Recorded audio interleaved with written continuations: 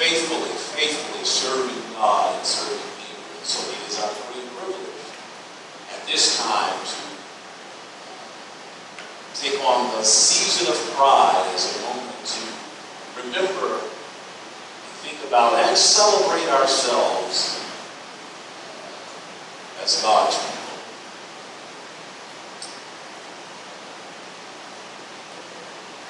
This week has been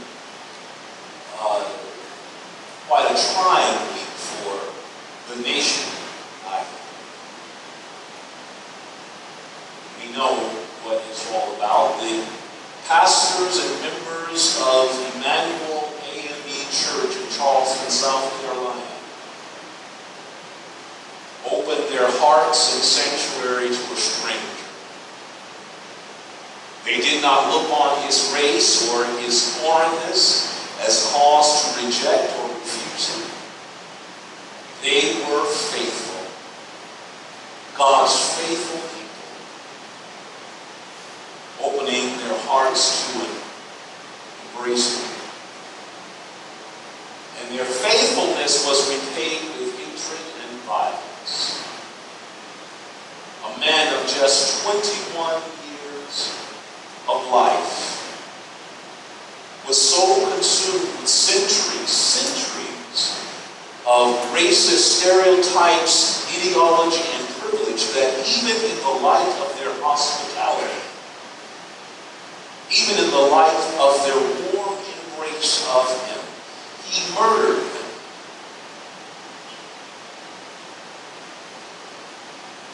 The very people who opened their hearts and their sanctuary to the stranger were murdered by the one to whom they so freely offered their love.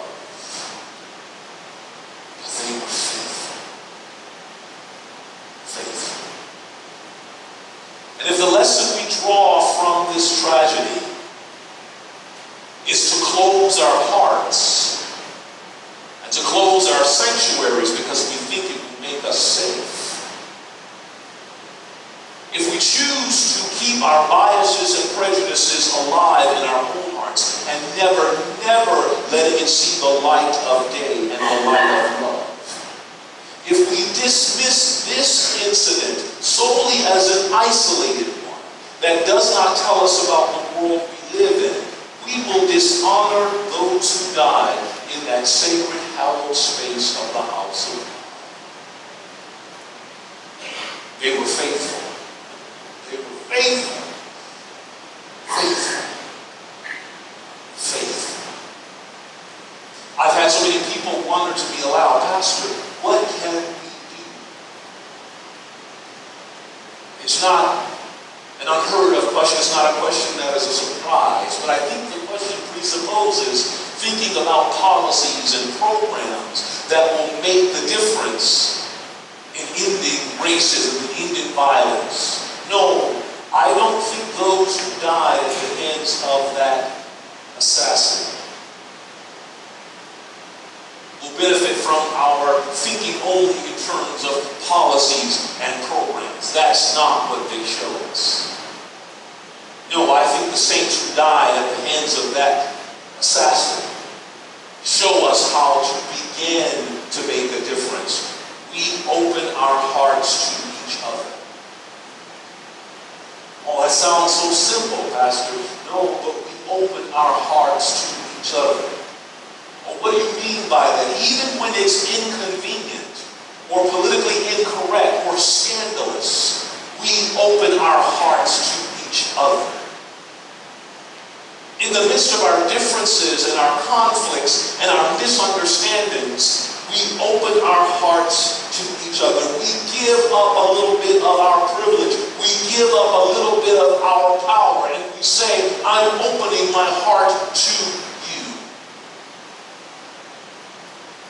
When the conversations are difficult, and when privilege is even harder to relinquish, we open our hearts to each other all the more. We keep opening our hearts. We keep opening our hearts. We keep on doing it. We keep doing it. We keep doing it. We keep doing it until hate has no place to take root and violence has no license to thrive.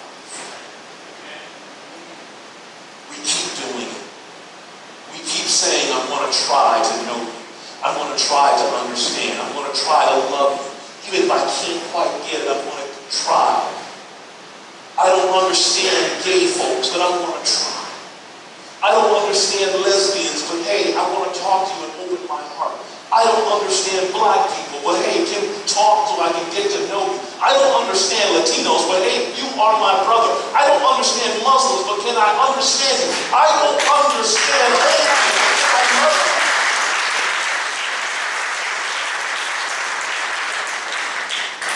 We keep doing it. We keep doing it. We keep doing it. I'm tired, Pastor. We keep doing it. I don't want to be diverse today. We keep doing it. I don't want to sit next to my sister, but we keep trying. We keep loving. We keep holding on. We keep opening our hearts until we cannot do it anymore. We keep doing it. We keep doing it until, and then you say, I'm tired, I'm stopping. No, we keep going. Oh, I know the temptation. We gather here to talk about, yesterday to talk about the security of our building. We gathered to talk about how we can keep ourselves safe. And the tension was there. Do we close off?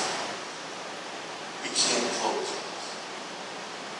Those people in Emmanuel, A&B, those saints who saw that boy come through that door, never hesitated, never wavered in showing him love. Some people say, why didn't it look odd to them that that white boy was there? And I said, it didn't look odd because they are faithful.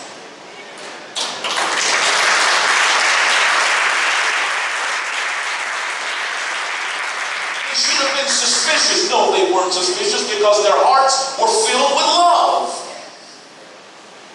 They should have guards. They didn't have guards because guess what? They are an open sanctuary.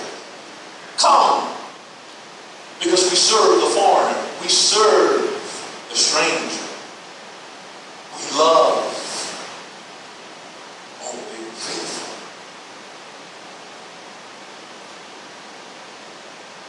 Oh, opening our hearts to each other. The first MCC. Los Angeles, California, was fired upon 1970, destroyed. And they thought, oh, you shouldn't come around here.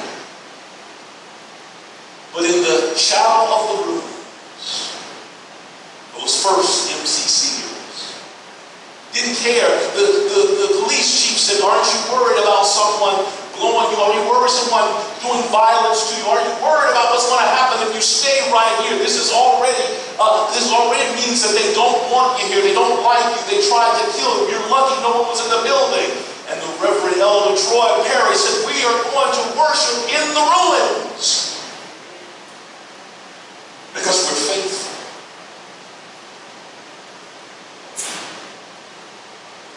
The Apostle Paul gave up everything to follow Jesus. He began to question his ministry. Who do you think you are that you would do this? And he wrote in the letter, I've endured it all. I've endured beatings, imprisonment, riots, and hatred and violence against me. I've endured it all. But I did it. I'm faithful because God is so good to me. God has reconciled God's self to us. And that gives us our martyrs, that God is the one who reconciles God's self to us. We know that, all God's children. We know it. There were people who rejected us, and we came through these doors, and they loved us. Our families told us that we didn't amount to anything because we loved the wrong people. And we came through these doors and somebody was there waiting, opening their hearts to us and let us in. The world looks at us and says, your ministries don't mean anything. You can't be preachers and teachers and evangelists. You don't look the part. You're not right for it. But then this church says, oh, bring your ministries, bring yourselves to us, because we are faithful. We're faithful to God's call on our lives. I want you to remember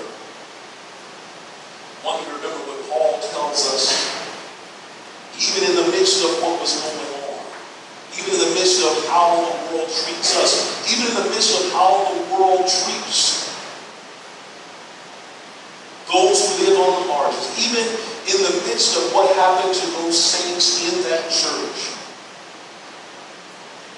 Calamities befall us, hardship comes, tragedy is a part of the mix. We've been treated like imposters and nobodies, but God knows us. We've been thought to be dead physically and spiritually, but we are alive in God. We've been punished, and sometimes they will kill us, but we will rise again. We have to cry sometimes, and we are always rejoicing in our tears. Oh, we may be poor by the world's standards, but we are rich in God's abundance. We may not have much, but we have everything we need. Our heart is wide open, and in return, we ask that people open their hearts wide to us. That is our message to the world during this season of pride. As we celebrate who we are and whose we carry the testimonies and the witness of those 9 people killed in Charleston, South Carolina. That in the face of hatred and violence, we will remain faithful. We will love even if you can't love us back. We will open our hearts to anyone so that we can all be reconciled to God as God's own. In doing so, we really will be. It won't be a tagline. It won't be something that you just say on the way out.